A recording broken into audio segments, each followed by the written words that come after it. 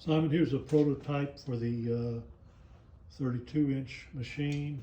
What we're able to do is go back to the spring mount on the front, and everything fits up. Same handle arrangement. We're on the back side, same handle arrangement, same operation. The cable routing is even easier. It runs down across the front.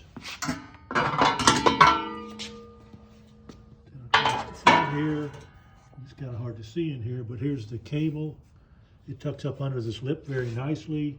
See down in here, the cable comes across and runs on back under the guard. So it works out great. The only thing that I've got a question for you is on this front end up here, this guard here, in order to spring mount and everything to clear on the mower, we got to cut this guard off at the front, so it leaves this exposed.